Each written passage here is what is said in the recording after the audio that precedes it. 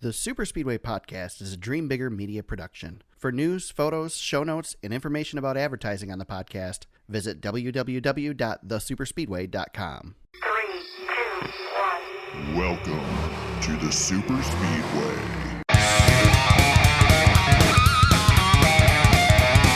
Welcome to episode 72 of the Super Speedway Podcast, and this is a special bonus episode today. I'm at Michigan International Speedway with none other than the Orange Cone. How's it going, Cone? How's it going with you? Good. We just got to witness a heck of a truck race here. Real good. What was more entertaining, the truck race or my trip through the infield afterwards? The trip through the infield was pretty good, yeah, too. How about that guy in the bikini top? That was pretty spectacular. That was nice. If you don't follow the Orange Cone, which I'm sure everybody does, I mean, why wouldn't shouldn't. You did kind of call out all the Twitter users to begin with. So. Well, no one knows who I am. But he did a tour through the infield here at MIS, which was pretty entertaining. The guy in the bikini top, the coconut bikini top, actually told me that he put it on sober this morning. And then the other guy, I forget what was it, MIS infield or something like that, told me that he allegedly fell out of his camper last night. Okay, allegedly? How does that happen? That was about the best view I've ever seen at the infield. I've been going here for 10 years. Got to go down a little bit yesterday in the infield, but didn't get to witness the after race excitement. Yeah, I should go through again. But yeah, speaking of the race, that was a lot of fun. Great race. Last lap pass for the win. Brett Moffitt won here in 2016 with a last lap pass. Yep. He won here in 2018 with a last lap pass. Just a great race. I know the fans here were pretty stoked about it. I had a great view of it, and up in the PA booth, we were watching him on that going into turn one, and he backed up the corner, and I looked at my partner up there, and I said, he's getting a run. He's going to do it. And he got halfway down the backstretch, and I told him, I said, I think he's too far back. Right. And all of a sudden, the afterburners kicked in, and he pulled up alongside of him into three, and that's all he needed. He's got a history of doing it. Got a great run off of turn four and nipped him by 25 thousandths of a second. Amazing. Kind of feel like the truck series is one of the better. I mean, I'd say almost every weekend they're one of the better series, but definitely great here at Michigan. We have a great racetrack here for it. Just the way the draft works and the way these trucks are built aerodynamically, it's the perfect truck, the perfect track for the trucks. The races at Daytona and Talladega certainly are spectacular, but this is the perfect blending of horsepower, handling, and aerodynamics, yep. And it's just a great show here. Yeah, you can't claim that talent doesn't play a major factor here too. Where you can say that, maybe you can say that for the restrictor plate tracks. Yeah, but have to drive them here. Yeah, definitely. I got a chance to listen to you on the Lap Traffic podcast yesterday. So sorry to hear that. Right? My goodness. All right, so I used to call PETM the shittiest podcast on NASCAR podcast on the internet. I think Lap Traffic has taken over that reign. There you go. Yeah, Brandon, he needs to get it together. Well, maybe we'll be in that range too.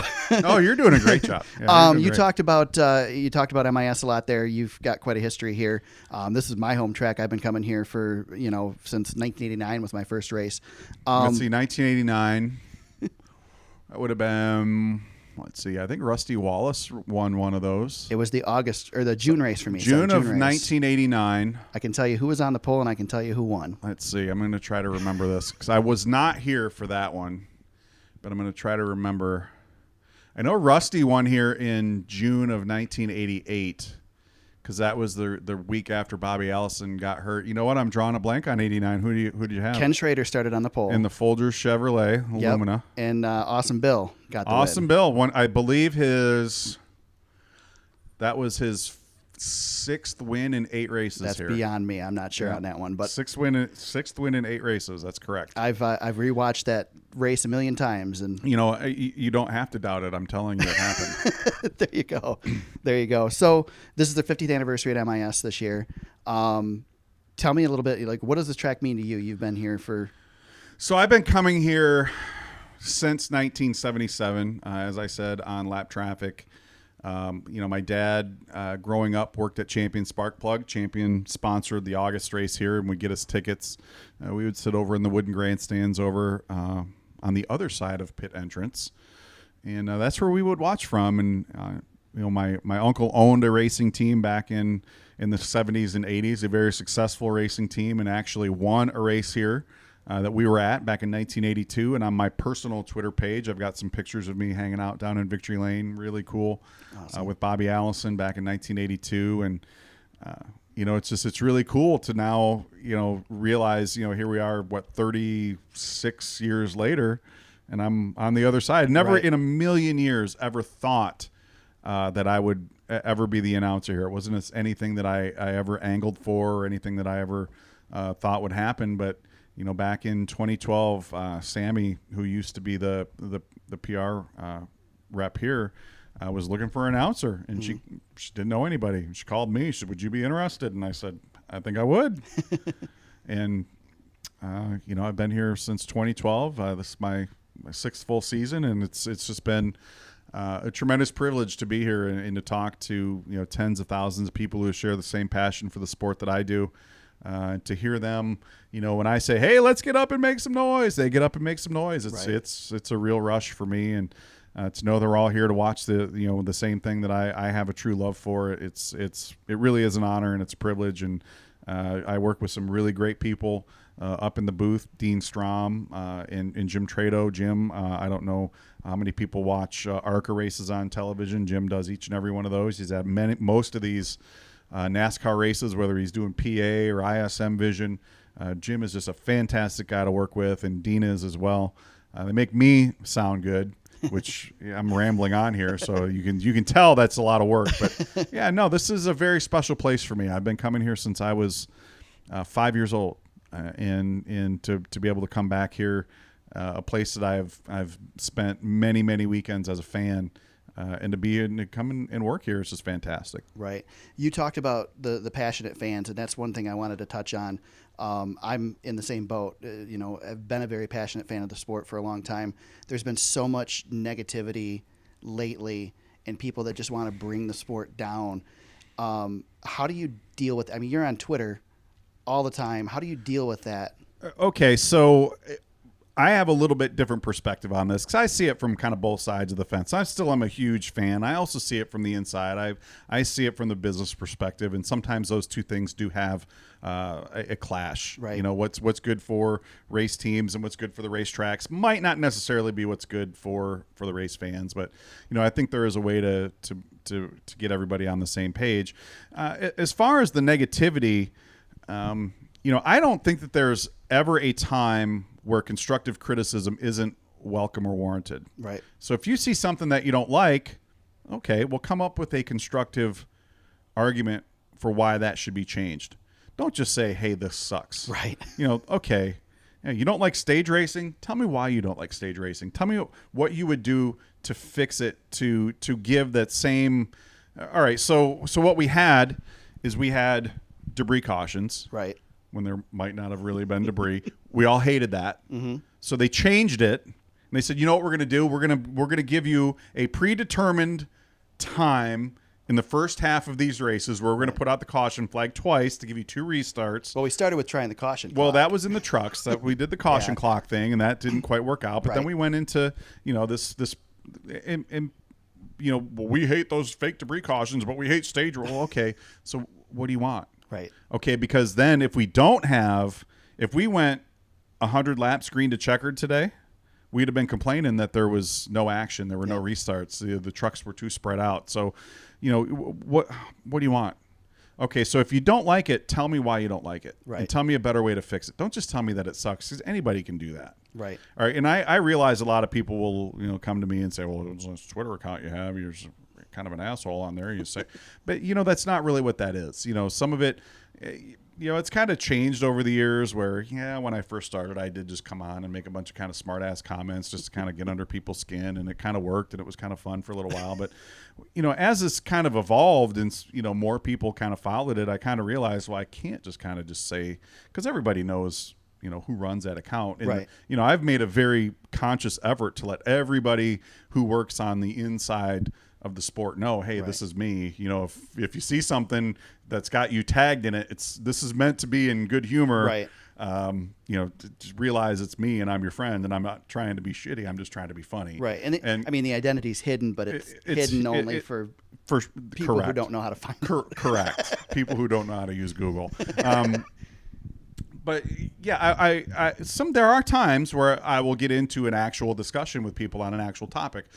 For instance, the Brian France situation. Right. It's really easy to just sit there and say, "Well, I hate what Brian France has done for NASCAR. He's an idiot and he deserves this." And well, I don't see it that way. Right. All right. So I will get into a days-long discussion, and I will sit there and defend my point all day, and I will let people know, hey, actually, this is the wrong way to think about this. And I do Okay. see that. I see you challenging opinions. You don't let people get away with I just mean, saying. yeah, I mean, there are certain things that it's just not worth it Right. anymore. I mean, I'm not going to go down the political road anymore. It just isn't worth it for me. Well, you'd But be if, there you know, all if day. if you're going to tell me something about something that involves racing, and you're going to tell me that Brian France is the worst thing to ever happen in NASCAR because this thing happened earlier in the week. Okay, that's kind of a cheap shot. Right. All right. If you want to talk about what the relevant things about what's going on in NASCAR, okay, to me that's fair game. All right, but let's talk about it. Don't just sit there and say, hey, this is the worst thing ever. Let's have a discussion about it and say, well, these are the good things. So there are some good things, television contracts and, all of the improvements that are going on in racetracks. That's undeniable that that's happened. Right. So you don't like a couple of things and you want this guy to have this horrible, miserable life. I don't equate those two. So I'm going to stand up for that. But if you could come up with some constructive criticism about Brian France or NASCAR or the Chevrolet Camaro or the new Ford Mustang or the Toyota Supra that's going to be coming out in the Xfinity Series next year, you want to talk, anything, you want to give me some constructive criticism, I'll have a debate with you about that. I just don't want you to just come out and spout off and just say, well, that sucks and that's okay, that doesn't do anything for me. Right. I have a hard time too with the people that are hard on what we have right now. I personally think that as far as competitiveness, it's excellent. I get that there's 3 guys running away with it this year, but I still think that it's much more interesting to have 3 guys running away with it than 1 guy running away with it. I honestly think we're in a better era of the sport, minus the negativity that everybody spreads around. Well, it's just for me, I'm kind of a nostalgic guy. Right. I'm always going to go back to when I was a kid because, like I said, my uncle had a race team and it was pretty successful. And I certainly had a lot of fun watching them win a lot of races, and that was great. And then as I was, growing up and a young man and started coming to the races by myself, that was a lot of fun for me personally. And I have a lot of very fond memories of those days. Today's racing, the race today was fantastic. And to come here on Sunday, tomorrow, and see 200-mile-per-hour action here at Michigan, a 2-mile racetrack without, that's insane to me. Yeah. I remember when they put the restrictor plates on, it was like, we're never going to see 200 miles an hour. And lo and average speed behold, again. here we are Yeah. at Michigan That's running crazy. 200 miles per hour. It's insane. I think there are a lot of unrealistic expectations. People will sit there and compare what we see today to a race that we had here in 1982, and they'll look at that race and say, well, there's only 4 cars on the lead lap. How boring is that? Well, go back and watch that race. And there will be some things happened in that race. There's somebody who was expected to run up front will have blown an engine, Right. or had some sort of mechanical problem, or blew a tire and hit the wall, or spun out and crashed. All of those things happened, Right. and sometimes that's what's missing from today. So I do yeah, we miss might the have mechanical failures we and might things have like that. 38 cars on the lead lap. The number of cars on the lead lap to me does not equate to a competitive race. True. What equates to a competitive race to me is, did you have fun watching it? What happened? Tell me what happened. I ask that question on Twitter all the time on Monday mornings. Tell me what happened in the race yesterday, because it's like 24 hours, 18 to 24 hours after the race is over. Right. Tell me what happened. And if you can't tell me what happened yesterday, well, maybe it wasn't such a memorable show. Now, we'll for sure remember what happened today. Right. That's a good race. To me, that's a good race. Didn't have to have 3 and 4 wide all day long to have a good race. It was a fun race to watch. There was a lot of passing, a lot of drafting, great finish. A couple of guys got up into the outside wall, and I hate to say it, people busting their ass is kind of fun to watch. Yeah. I hate it for the guys who have to fix them. I hate them for the guys in the trucks who have to take the ride to the medical center. But that's part of what this is all about, is these guys are supposed to be on the what's that line from Days of Thunder? On the outer edge of control. Right. That's what we want to see. We want to see them wrestling these things. And sometimes when you're on that fine line, you go across it and you bust your ass. And and sometimes you're going to back it in the fence when you do that, and that's all part of it. To come to a race, to me, I hope it goes green to checkered 100 laps, but I want to see him dicing, passing back and forth. I want to see, some pit strategy play out, and then I want to see a good finish. And if that doesn't happen, if all you have is cars running single file for 100 laps, I could go out to the highway and watch that, right? Right. We want to have fun while we're doing this. It's supposed to be fun. Well, and speaking of that, when we were here in June, we saw the Xfinity cars run what they're calling the Cup Series is the All-Star package. It kind of seemed like a foregone conclusion we were going to see something similar to that here this weekend, and then NASCAR backed off on that. And now there's talk about next year maybe running it at a bunch of tracks, maybe a little bit different with a tapered spacer instead of a restrictor plate. You're the nostalgic guy. What do you think about that?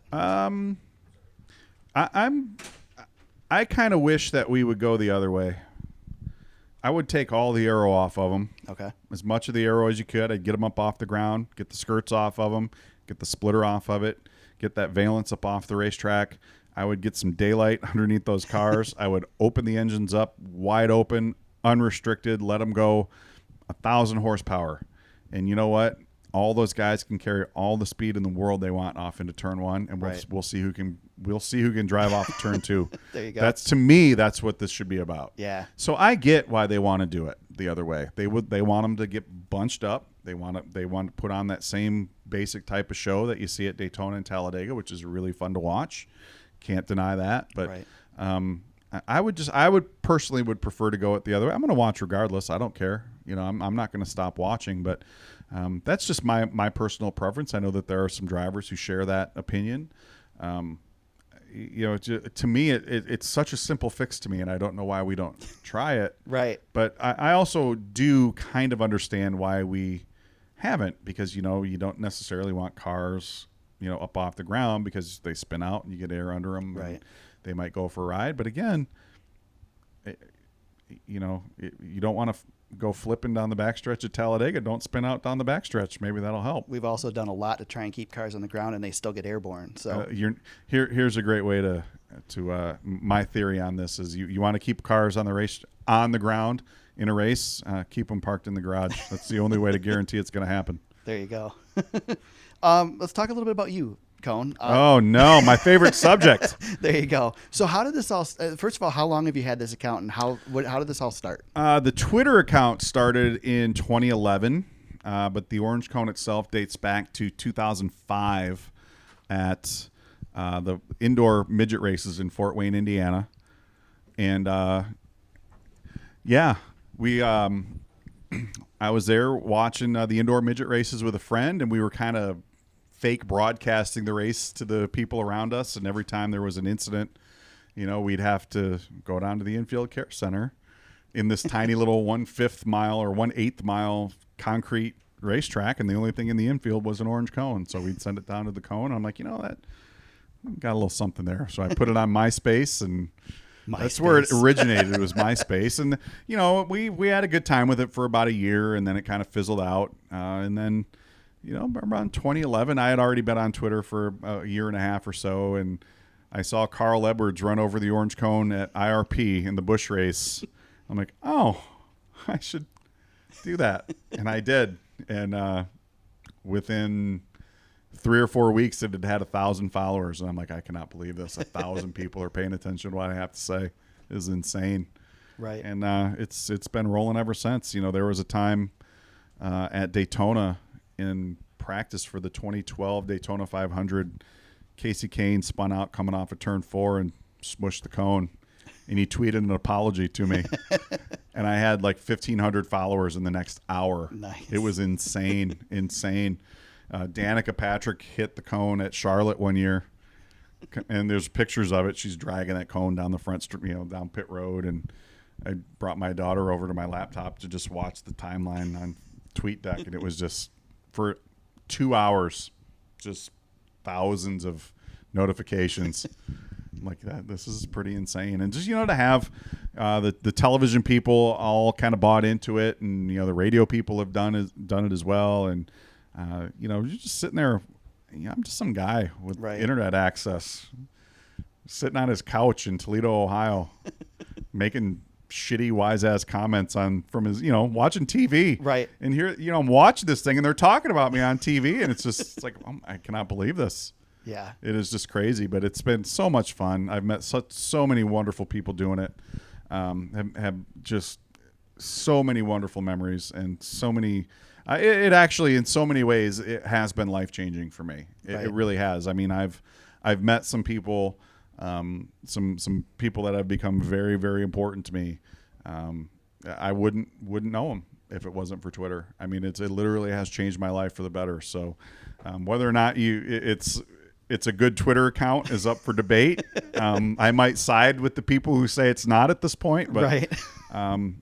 just to have made the relationships that I've made, and there are a few of them that I know have impacted my life so far, above and beyond what I ever thought was even going to be possible. It's been a very great thing for me personally. So the identity is kind of secret, but I know that there's people always guessing. So what's Dale Earnhardt Jr. Yeah, what is that the most interesting one you've got? It was back in the day. I always got this, there would always be like the debate, who is it? Is it who could it be? And, I would make certain comments during a race and they would be like, what's Junior? Like, how can it be? Right. He is in this race car. How can he be? It's like green flag. How can he be doing this? Right. Kyle Petty was another one that had been tossed out there quite a bit. Bob Dillner was rumored to be the Orange Cone for a little while. I know he and Stephen Wallace got into a little Twitter tiff about it one time. And I'm like, oh, Stephen, no, it's not Bob. But yeah, no, it that was back when very, very few people really knew who it was. And right. I had a lot of fun watching those discussions, but it's not a really hard secret to figure out at this point. Right. So, I mean, obviously Twitter's a big part and social media is a big part of your life. What tips would you have for somebody out there in social media to find success on it? Well, I use it for a much different reason. Okay. And I gauge my, relative success, probably a little differently than some other people would. To me, it's more of an engagement tool to right. me. I want to come and talk to people who share a common interest.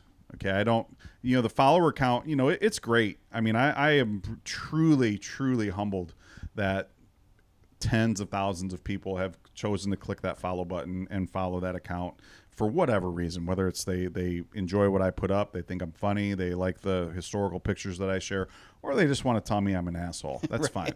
I like the fact that they've taken the time to follow me. But the follower number to me, for anybody, that is not how you should gauge your success on there. It's do you have quality interactions with people? And the way that you do that is by interacting. Tag somebody. If you want to have a discussion with Dale Earnhardt Jr., okay, here's a couple of things that you have to understand. Dale Earnhardt Jr. has a life. Yeah. He doesn't spend all day every day on Twitter. Okay, now he's got a cell phone. Right. So he's going to check it from time to time, but he's not going to be on it all day every day. Second of all, he's got millions of people who follow him. I can't even and imagine his notifications they're going to be off the charts. Yeah. Okay, so the chances that he is going to see something that you say, it's going to be a challenge. Right. Okay, but that doesn't mean you shouldn't do it.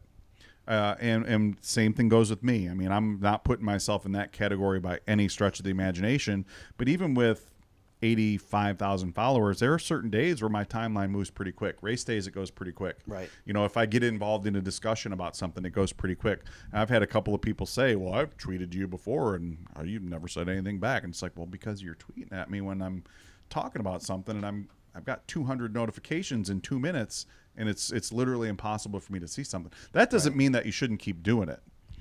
I wholeheartedly encourage you to keep doing it. Right. But but that's how you have to. That's how I did it. I would, if I wanted to say something to Casey Kane, I didn't just type Casey's name. I typed his @ handle, and maybe he would respond back to it, and usually they would. And that's just how it builds. That's just how it builds, and that's how you have to do it. And again, don't think because you don't have 50,000 followers that your Twitter account's not a success, because that's not the way to judge this thing. It's how much quality interactions do you have and how much enjoyment you get out of it. That's how I would gauge my success. I'll second that too, because when I started doing the NASCAR thing beginning of last year, I created a brand new Twitter account from scratch, and I still don't have a ton of followers. I'm not even at 100 on my Twitter account, but just talking to people, tagging people, and I follow the hashtag NASCAR on race day and just tweet to people and hop in, and that's how you do it. Yep. That's how you do it. And every now and then you catch lightning in a bottle, and someone will bite on one of your tweets, and you'll get 20 or 30 followers at a time. That's how it works. There you go. It helps if someone like Jeff Gluck retweets you, or yes, it does. Today, Jordan Anderson retweeted me. That helps out too. It does help. Jordan's a good guy. There you go. So, where do they find you on Twitter? At the Orange Cone. Are you on other social media as well, or is that's the one? There's a Facebook page, but I probably haven't touched that in 5 or 6 years. I think I've locked down an Instagram handle somewhere along the way. I don't use that for anything. There's a Snapchat account that I don't do anything with either, just to kind of prevent anyone else from doing it. Twitter is where I'm on that all day, every day. So, right. But yeah, give me a follow at the Orange Cone. Just be nice. That's all I ask. All right. Please be nice to me. Well, I appreciate you. I know you got some places to be, and you're a busy guy this weekend here at MIS, so I appreciate you taking some time to talk with us. I appreciate you having me, Eric. You're officially so the second official guest on the show. So. Rock on. How come I wasn't first? Well, I don't know. Who was the first guest? President of the Speedway. So. All right, Rick's a good dude. If you were going to tell me it was some TV guy or something, I was going to be really upset. But no, Rick Brenner's a good guy to have on in front of me. He's done a wonderful job here. I know he had the unenviable position of following a very popular guy in Roger Curtis. Roger's a fantastic guy. Rick is just as solid. Yeah. And it's been an honor to work with him over the course of the past couple of years, and he's got a great team here, and we look forward to a great race day tomorrow. Definitely. Great. Thank you very much. Thanks for coming in. All right. Well, thanks for the Orange Cone coming in and chatting with us here this afternoon after the Truck Series race Saturday here at MIS. Hopefully this will go up Saturday night. We are back here tomorrow for the Consumers Energy 400 here at the Michigan International Speedway. Aaron Bearden's supposed to join me after the race to do a post-race podcast, as James is on vacation this week. So Aaron will be here. We'll do that. That'll hopefully be up either Sunday night or Monday sometime. So in the meantime, if you want to check us out, www.thesuperspeedway.com. You can find the podcast on there. You can find the podcast on iTunes, Google Play, and SoundCloud. Follow me on Twitter at T-Superspeedway on Twitter. You can follow the podcast on Facebook at facebook.com/thesuperspeedway. And thanks for joining us today for this interview. If you want to become a patron of the show, visit patreon.com/thesuperspeedway. Again, thanks for Cone sitting down with us and chatting with us today. Big race here at Michigan tomorrow, and we hope you join us for the next podcast. Thanks for joining us.